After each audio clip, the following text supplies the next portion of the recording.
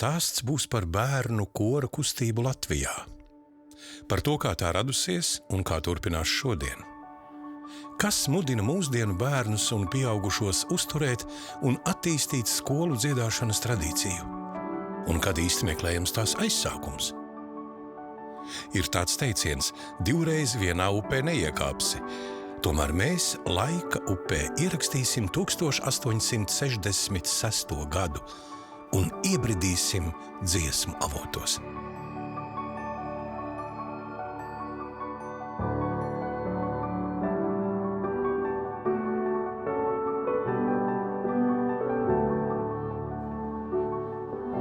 Šajā Lazdonas kalnā, kurā norisinājās pirmie skolēnu dziesmu vai dziedāšanas svētki, es vēlējos uzstādīt kādu simbolisku objektu vai mākslas darbu, kurā pamatā tēma ir no ganiņu stabulas līdz ērģeļu pasaules elpai līdz skanīgākam korim pasaulē.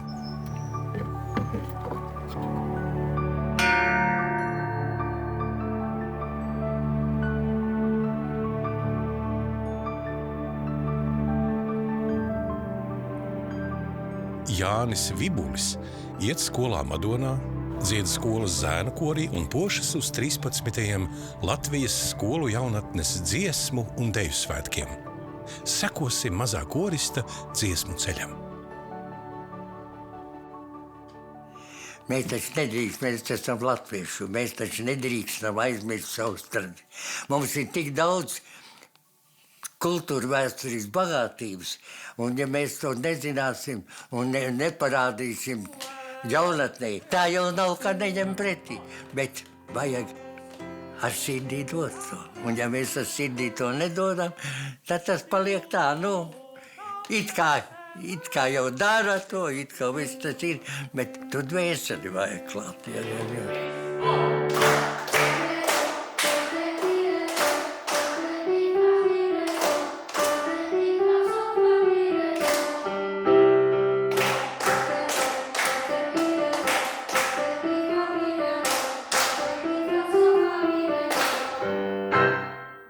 Atgriezties mājās, lai var nākamo mēslu siet. 3,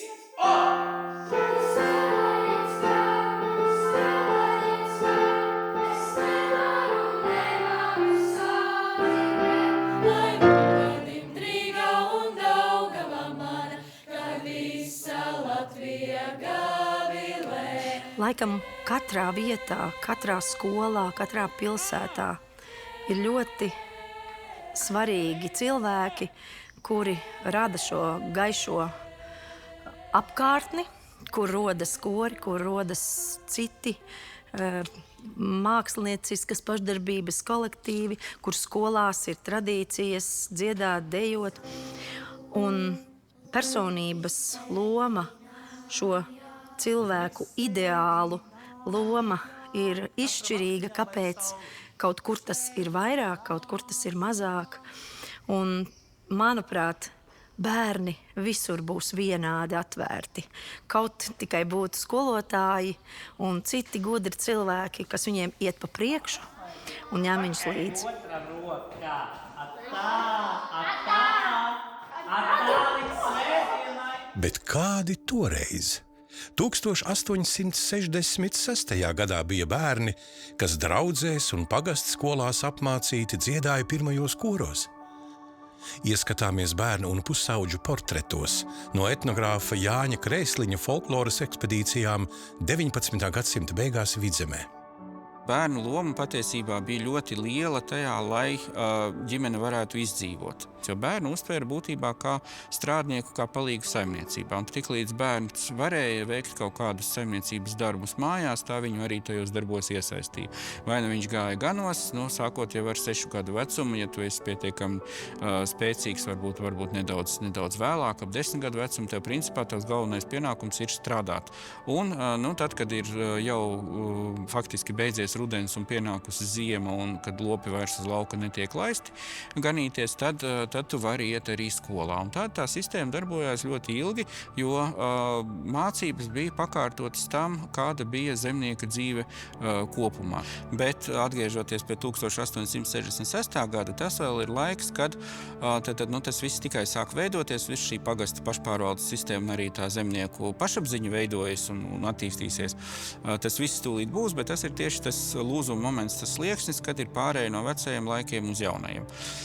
Tas lūzuma laiks ir zīmīgs arī tāpēc, ka mainās attieksme pret bērniem, mainās izpratne par to, kas tad ir bērns ģimenē, kāda ir viņa vieta, viņa nozīme un arī to, kā bērns var pavadīt savu laiku ārpus darba saimniecībā. Bērns iegūst pavisam citu nozīmi tieši pateicoties koru kustībai, tāpēc, ka tie, kas strādāja draudzes skolās, gan tie, kas strādāja jaunājas pagastu skolās, ļoti daudz uzmanības pievērš tam, ka bērniem ir jāmāca dziedāt.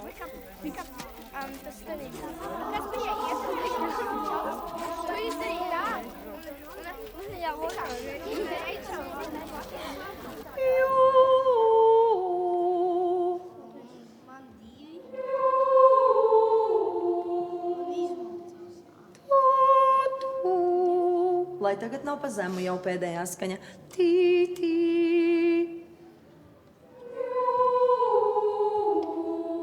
Tī, tī. Skaņa unisonā. Tī, tī.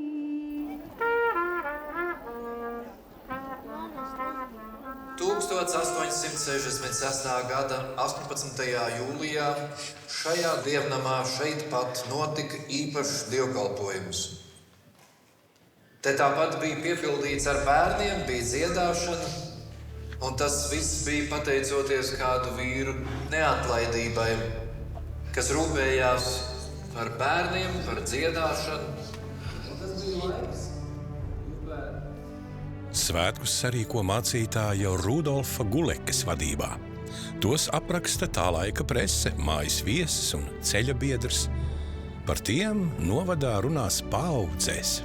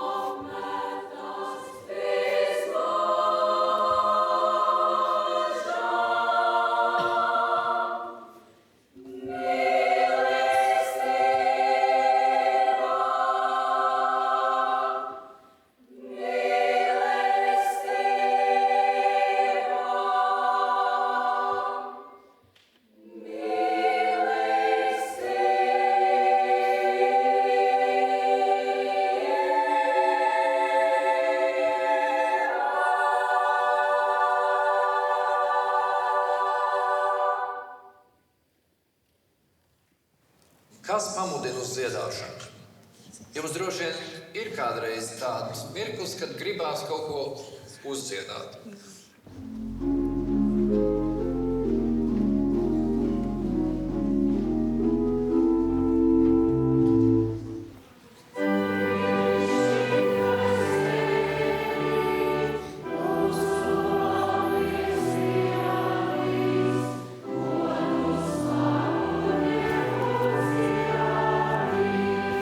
Tātad 18. jūlijā 1866. gadā Rudolfs Guleke sadarbībā ar saviem tuvākajiem kolēģiem, 3 mācītājiem, nolemj šo svētkus sadalīt 2 daļās.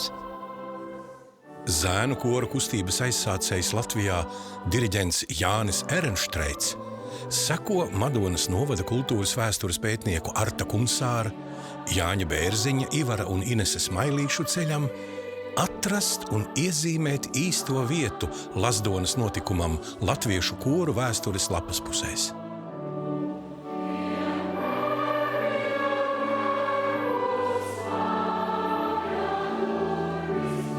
Nu, lūk, un iznākot laukā, mācītāji jau bija sagatavojuši savus vietniekus, pērmindarus, un iedomājieties, tad bija piesaistīti, acīm redzot, vietējie mākslinieki. Katrai skolai bija sagatavots attiecīgās draudzes vēsturē atbilstoši karodziņi ar dažādiem simboliem. Un te atkal ir tādi ļoti svētīgi vārdi, un viņš min, ka jūs esat nevis tādi parasti skolnieciņi, bet jūs esat Kristus karavīri. Un katram karavīram ir labi, ja priekšā stāv labs vadonis ar karogu, kurš kaujā nedrīkst aiziet bojā. Viņš ir jānosargā. Skola un dziedāšana raisa pašapziņu. To saprot Cimzes semināra skolotāji un jaunlatvieši Baumaņu Kārlis, Krišāns Valdemārs, Kronovaldu Attis, Fricis Brīvzemnieks, Auseklis, Pumpurs. Viņi apjauš, ka nācija var sevi pieteikt ne tikai caur saimniecisku darbību.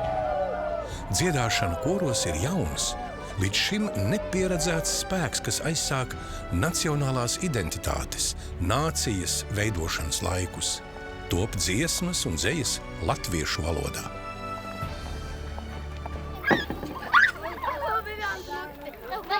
Pats galvenais, ka tur ir sagatavots arī spēles, bērniem spēles. Un iedomājieties, tas mācītājs, kurš ir ar ļoti spēcīgu teoloģisku izglītību, gan Tērbatā, gan pēc tam viņš Vācijā vēl papildus skolojas. Viņš var nolaisties no saviem augstumiem un ierādīt bērniem šīs te rotaļas. Un cik es tā lasīju cauri, tad daži no viņiem pat vēl šodien bērni spēlē.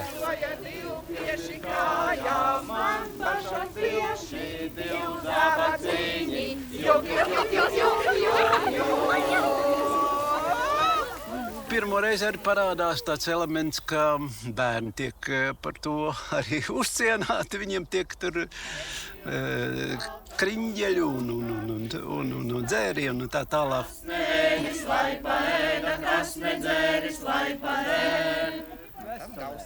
Dievs gausina! Dievs gausina!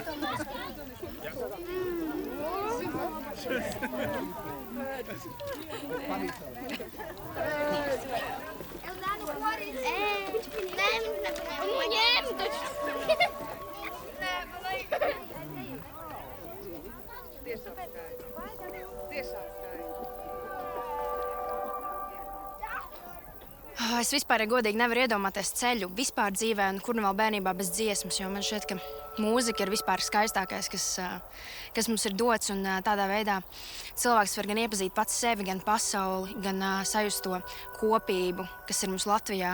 Man tiešām bija šodien fantastiska sajūta diriģēt meiteņu kori un diriģēt dziesmu, ko es esmu dziedājis no savas pirmās meiteņu kora dienas, man šķiet, lūkšanu. Tas ir tā tiešām īpaša sajūta, ka tu redzi, ka tu pats pieaudz un nāk nākamās meitenes, nāk nākamie dziedātāji, nākamie kori, un tā mēs turpinam. Un es noteikti redzu latviešu bērnu ceļu ar dziesmu.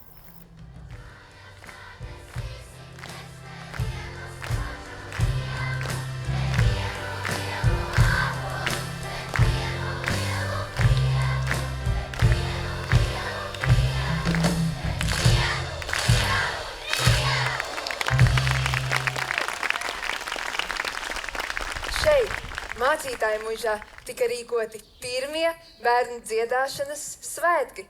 Uz šiem svētkiem zirgu pajūgos sabrauca bērnu kori no Ērgļiem, Liezēres, Cesvaines, Lubānas un Lazdonas. Mums zināmajā Lazdonas luterāņu baznīcā tika noturēts koncerts, pēc kura ar karogiem kūru priekšgalā bērni nākuši uz Rožubirzi mācītāju muižā. Ar mīlestību un visu, ko Dievs tev var dot, tā dārgā tā tava stīļa, kas dziesmai spētu rod. Es nevaru sadzirdēt,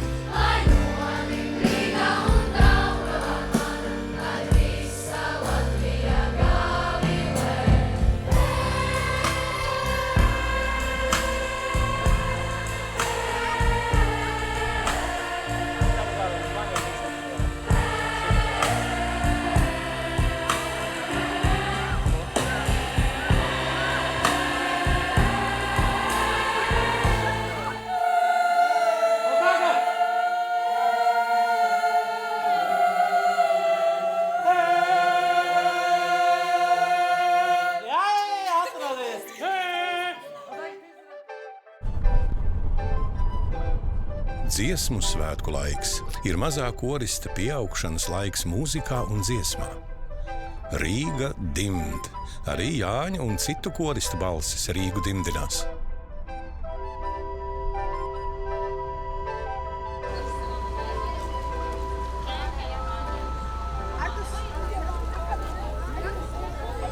Rīgā iešu es māmiņa, vēlē balti villainītes, vēlē balti villainītes. Visos laikos cauri gadsimtiem Rīga ir kopā sanākšanas vieta. Laika upe, kā Daugava, mainīga.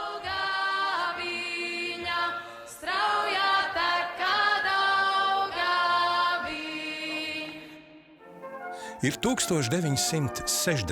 gads ar pirmajiem Republikas skolu jaunatnes dziesmu un deju svētkiem.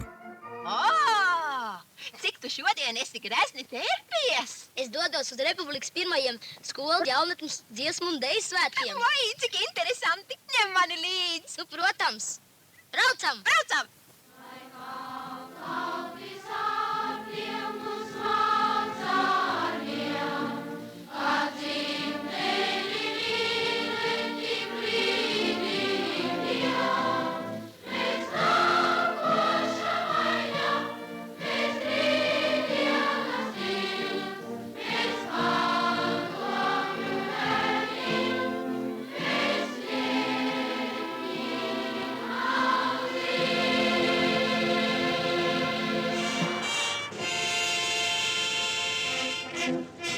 1967.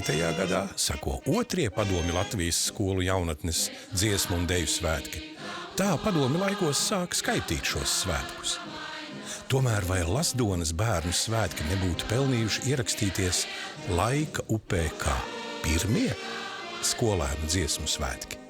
Tieši tā, kā sāk pamazām veidoties visa dziesmu svētku kustība kopumā, tā arī caur šiem skolēnu koriem, un tīpaši Vidzemē, un paldies Dievam ir saglabājušies dati par Madonas novadu, par Lazdonu un par citām vietām mūsdienu Madonas novadā, kur tas ir noticis jau 19. gadsimta 60. gados, arī mūsu vairāk kārt pieminētā 1866.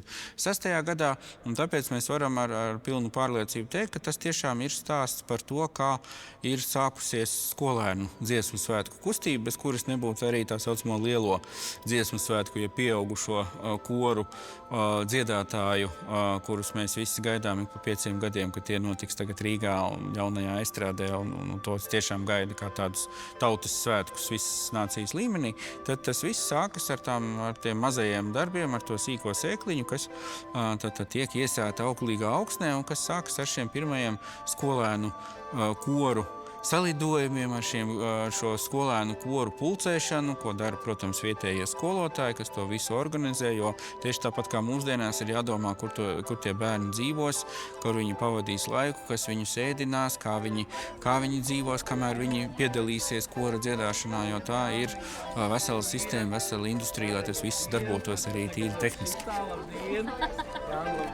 Re, Jānis ir atbraucis uz Rīgu. Kopā ar saviem novadniekiem viņš ieradies Meža parkā. Es jau smējos šito paradoksu atbrauc no Madonas novada paskatīties kazas un aitas. Viņš viegli var apēst arbūzu.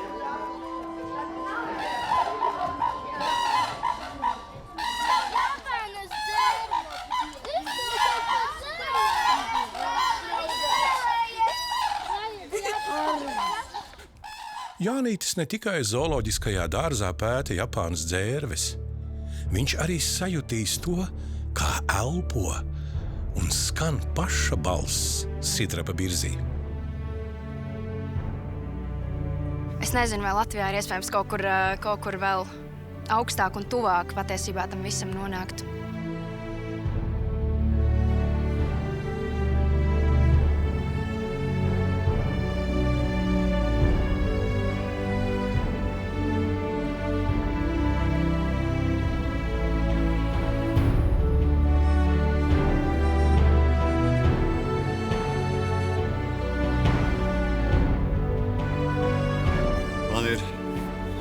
ļoti vērtīgs nesamais.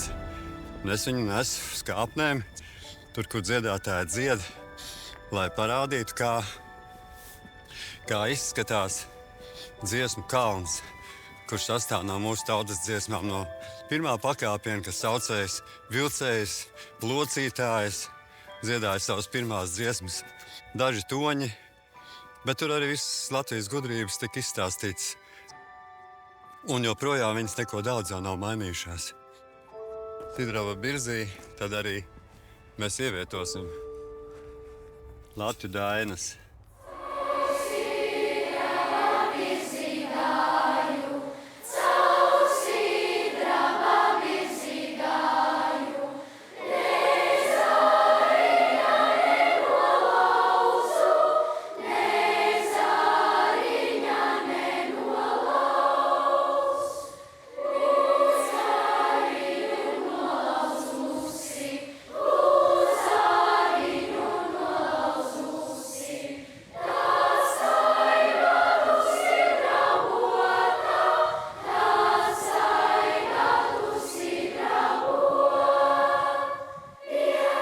Latvijas bērni dzied Meža parka lielajā estrādē Sidraba Birzī.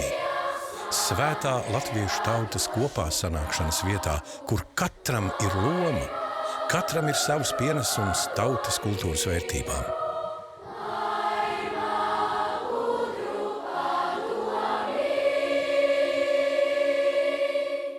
Es šobrīd redzu līgo karogu, un viņā ir stāsts. Tas ir viens liels ozols, un priekšā ozolam ir vedelotis, bet aiz viņa ir Sidraba Birzs. Un šī Sidraba Birzs ir mūsu nācijas viens no lielākajiem simboliem. Un vaidelots, kas rokā tur šo ozola zariņu, rāda mums visiem, pats to novērtē un liek uz altāra, uz tāda akmens krāvuma, kuram apkārt ir ozola zara vainags, un tur kurina šo zariņu kā ugunskura, lai mūsu tautas uguns nekad neizdzist. Un, kad Latvijā nolēma būvēt jaunu estrādi Meža parkā, tad arī tā doma bija šo Sidraba Birzs motīvu, kas ir, sidrabs mums ir garīgo vērtību simbols. Šo te sidrabu garīgo vērtību simbolu, Sidraba Birzi, likt kā galveno vietu, kur šis svētbrīdis var norisināties gluži tāpat, kā to mēs redzam līgo karogā. Nevienam nevajag sēdēt aiz līgo karoga, noteikti jābīdās uz sāniem, lai var redzēt diriģentu, lai arī jūs var redzēt. Man šķiet, ka tie jaunākie dziedātāji ir tieši paši būtiskākie, kuru dvēselītes uzrunāt šādos notikumos, jo viņi noteikti nākotnē nepaliks uz to vienaldzīgi, vai viņi būs dziedātāji, vai viņi būs dejotāji vai skatītāji, bet viņiem tas kaut ko nozīmēs.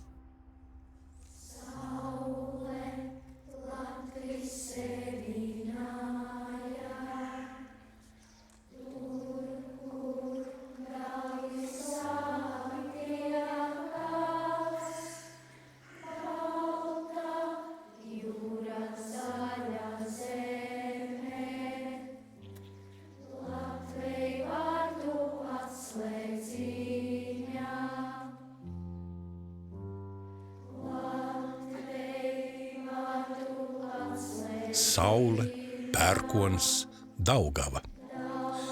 Lazdonas mācītāja Gulekas un citu laika biedru piemērs mācīt latviešiem kordziedāšanu ir dzīvsēji šodien. Kordiriģents Oskars Jeski Madonas zēnu kora puikas atvedis uz Rīgu, un lielajā estrādē madonieši jūtas droši, lepni un cienīgi.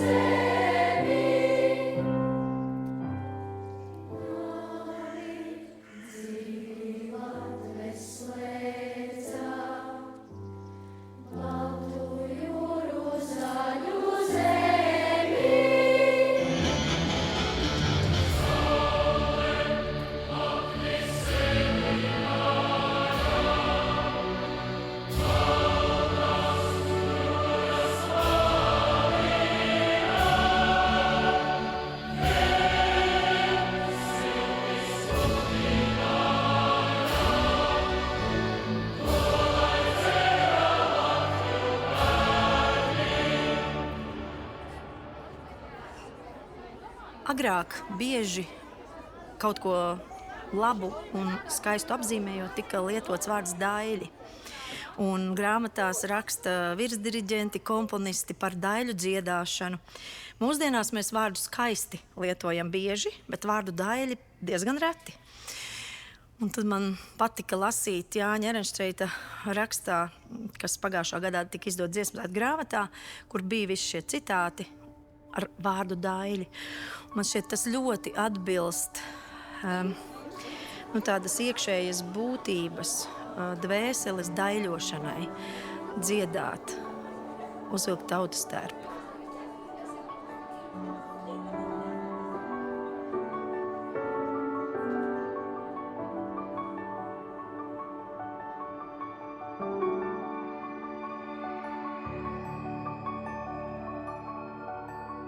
Madonieši šo faktu, kas apliecina, ka pie viņiem ir sākušies skolēnu dziedāšanas svētki, ir zinājuši jau krietnu laiku, un tā ir brīnišķīga tradīcija, kas toreiz ir aizsākusies mazās skoliņās, lai izdaļotu, lai izglītotu, lai priecētu cilvēkus, un tālāk jau tapusi par tādu nacionāla mēroga dārgumu un arī brīnumu visai pasaulē. Diriģentam Jānim Ehrenštreitam šodien ir dzimšanas diena. Viņš to svin kopā ar Madonas novada bērnu dziedošajām balsīm. Kāds kronis! Vai tās lapiņas vainagā nav arī viņa skoloto bērnu balsis? Zaļojošas iepītas Latvijas dziesmu vainagā.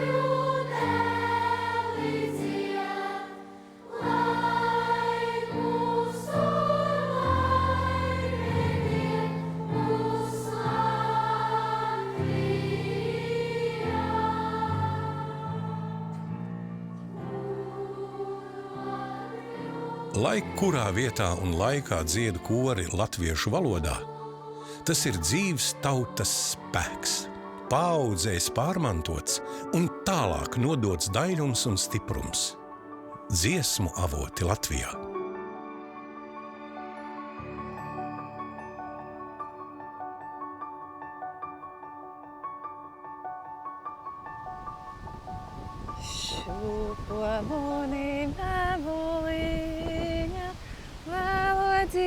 Šupulie, lejas loku velodiņu, kā locija velodzīņu. Naliec munī nabuliņa, bez diediņa šupulie. Liec maiziti, liec naudiņu, liec gudroji padomī.